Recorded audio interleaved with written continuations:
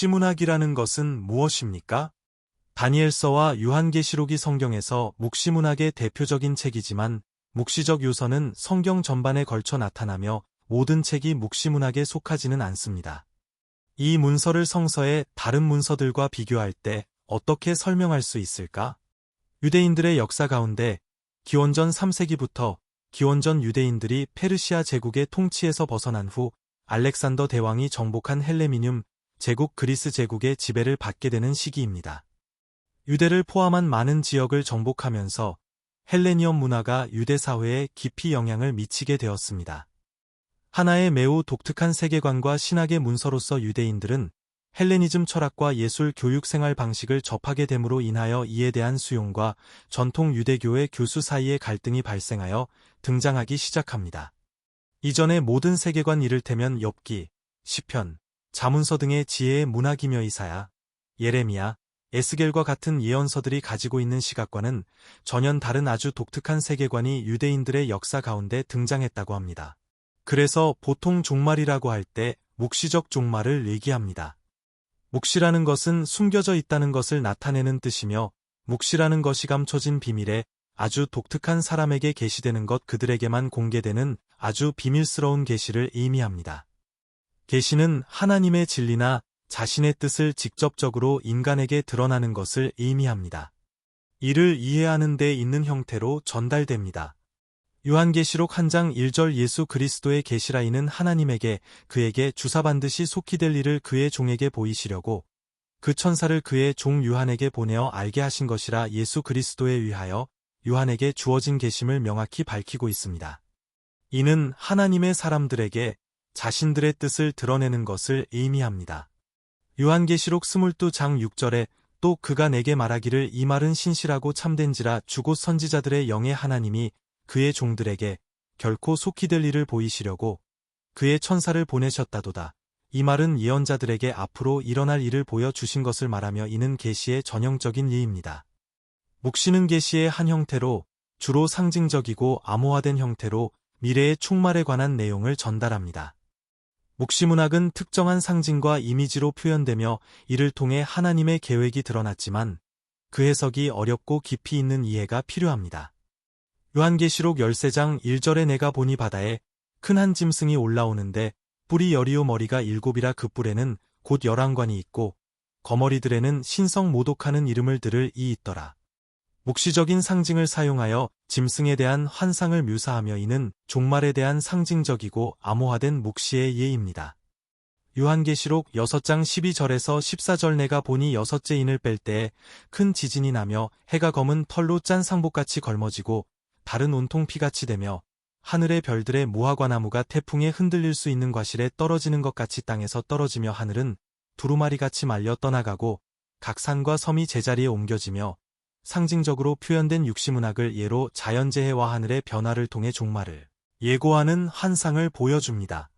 지혜문학과 비교하면 아주 확연하게 차이를 느낄 수 있습니다. 지혜문학은 하나님께서 창조하신 완전한 세계를 정하고 이 완전한 세계 안에서 하나님의 다스림이 완전하게 실현될 것이라고 봅니다. 그러기 때문에 거기에는 어떤 질서가 있습니다. 사람들은 그 질서를 깨닫는 것을 지혜라고 합니다. 이에 비해 묵시문학은 바로 큰 창조 세계가 사단에 의하여 또는 베리알자뷰 신명기 13장 13절 너희 중에 어떤 불량배들이 일어나 그들이 거주하는 성읍 주민들을 유혹하여 이르기를 신약에서는 고린도후서 6장 15절 그리스도와 베리알이 어찌 조화되며 믿는 자와 믿지 않는 자가 어찌 상관하며에 의해 완벽하게 점령되었고 사단이 이 세계를 다 장악하고 있다는 것입니다. 전혀 다른 세계관입니다. 지혜의 문학은 세상의 자연의 영과 같은 자연 원리를 잘 관찰하고 자연의 일부로 인간의 경험, 삶의 이야기 자연에 대한 성찰이 중요합니다. 이에 비해 묵시문학은 사단이 지배하는 권력, 문화, 종교, 제도 등의 세상으로부터 어떻게 벗어날 수 있을지, 사단의 지배로부터 우리가 어떻게 해방될 수 있을지, 하나님의 성결을 어떻게 이룰 수 있을지가 가장 중요한 포인트라고 볼 수 있습니다. 요한계시록 12장 10절에서 11절 내가 또 들으니 하늘에 큰 음성이 나서 이르되 이제 우리 하나님의 구원과 능력과 나라와 또 그리스도의 권세가 이루어졌으니 이는 우리 형제들을 참소하던 자 곧 우리 하나님 앞에 밤낮 참소하던 자가 쫓겨나고 또 그들의 어린 양의 피 자기들의 증언하는 말을 인하여 저를 이겼으니 그들은 죽기까지 자기들의 생명을 사랑하지 아니하였도다. 이 구절은 사단이 하나님의 백성으로부터 쫓겨나고 그리스도 권세에 있음을 선언하는 장면입니다. 어린 양의 피와 신실한 증언으로 인해 사단을 이기는 것이 모사되며 사단의 지배로부터 해방되는 과정을 설명합니다. 요한계시록 19장 11절에서 16절 내가 또 하늘에 열린 것을 보니 보라 백마와 그것을 탄 자가 있으니 그 이름은 충신과 진실이라 그가 공의로 심판과 싸우더라. 그의 배는 예리한 검이 나오니 그것으로 만국을 치겠고 저희를 철장으로 다스리며 또 친히 하나님과 전능하신 이의 맹렬한 진노의 포도주를 틀을 밟겠고 그 옷과 그 다리에 이름을 썼으니 만왕의 왕이다 만주의 주 하였더라. 이 구절은 예수 그리스도가 만왕의 왕이요 만주의 주시니 사단과 세상의 모든 일을 심판하고 하나님의 통치가 완성되는 장면을 모사합니다. 하나님의 재림을 통해 사단의 궁극적인 패배와 하나님의 나라가 이루어지는 과정을 보여줍니다. 이 두 구절은 요한계시록에서 사단의 지배로부터 벗어나 하나님의 계획이 완성되는 핵심적인 장면을 담고 있습니다. 묵시적 종말론을 예언적 종말론과 비교할 수도 있습니다. 묵시적 종말론은 예언적 종말론은 한마디로 말하면 하나님께서 이스라엘에게 주신 언약과 율법을 지키지 않으면 형벌과 심판을 주시는 종말 이야기입니다. 묵시적 종말론은 전혀 다릅니다.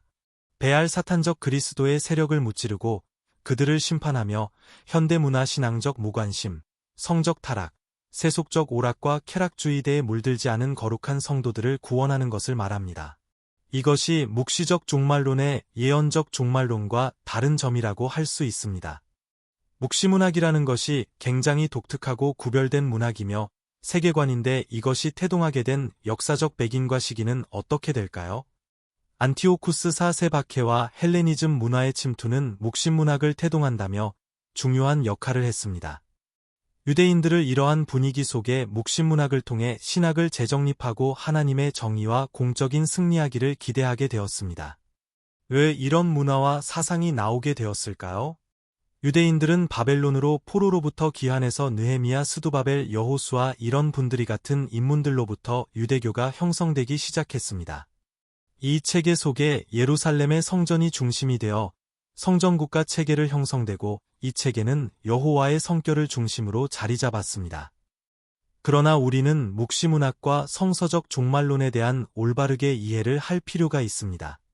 마태복음 4장 25장에 보면 예수님께서 제자들에게 묻습니다. 그날이 언제가 되겠느냐? 그 전에 어떤 징조가 있겠습니까? 결국 이 진무론 때와 징조에 대한 것입니다. 예수님은 그날과 그때는 아무도 모르며 하늘의 천사도 모르고 아들도 모르고 오직 아버지만 아신다고 말씀하셨습니다. 정서적 종말론은 종말 그 자체보다 현실에 초점을 맞추고 있습니다. 종말론에서 흔히 등장하는 두 가지 이미지가 있는데 하나는 도덕이 언제 올지 모른다는 것이요. 다른 하나는 해상의 고통입니다. 해산의 고통이 심하더라도 그 시간이 지나면 아기를 출산하고 가정은 하나님의 축복으로 가득 차게 됩니다. 이처럼 종말론적 초점은 종말이 아니라 현재입니다. 마태복음 25장에서 세 가지 대표적인 비유가 나옵니다. 첫 번째는 열처녀의 비유로 준비하라는 메시지를 담고 있고 두 번째 비유는 달란트에게로 무엇이든지 그 맡은 일에 최선을 다하라는 교훈이며 셋째 비유는 양과 염소의 비유로 우리의 일상생활에서 하나님께 우리에게 명령하신 것을 수행하며 현재를 살아가는 것을 강조합니다. 결론적으로 종말론은 현재를 준비하며 살아가려는 것입니다. 인간은 과거로 돌아갈 수 없습니다. 역시 미래로 갈 수 없습니다. 인간과 현재만 존재하며 인간을 살아가면서도 또한 우리 인간은 태어남과 동시에 죽을 때까지 한정된 기간만 우리의 인간의 지정의를 수행할 수 있습니다. 그렇기 때문에 성경은 오직 우리에게 현실적 중요성을 강조하기 위하여 미래와 과거를 날려줌으로 인하여 항상 인생의 삶의 한 시점과 태어나서 죽을 때까지의 모든 과정 중에서 예수 그리스도의 것으로 위하여 그분의 것으로 살아가야 된다는 지정의를 하나님께서 우리에게 정해 주시는 것입니다. 자신이 있는 자리에서 개인의 지정의보다는 예수 그리스도의 지정의를 따라 살라는 메시지를 전하고 있습니다. 이러한 종말족 메시지는 성서신학의 중요한 묵시 즉 문학적 조언입니다. 그러나 우리는 묵시문학과 성서적 종말론에 대한 올바르게 이해를 할 필요가 있습니다. 마태복음 4장 25장에 보면 예수님께서 제자들에게 묻습니다. 그날이 언제가 되겠느냐? 그 전에 어떤 징조가 있겠습니까? 결국 이 진물론 때와 징조에 대한 것입니다. 예수님은 그날과 그때는 아무도 모르며 하늘의 천사도 모르고 아들도 모르고 오직 아버지만 아신다고 말씀하셨습니다. 정서적 종말론은 종말 그 자체보다 현실에 초점을 맞추고 있습니다. 종말론에서 흔히 등장하는 두 가지 이미지가 있는데 하나는 도덕이 언제 올지 모른다는 것이요. 다른 하나는 해상의 고통입니다. 해산의 고통이 심하더라도 그 시간이 지나면 아기를 출산하고 가정은 하나님의 축복으로 가득 차게 됩니다.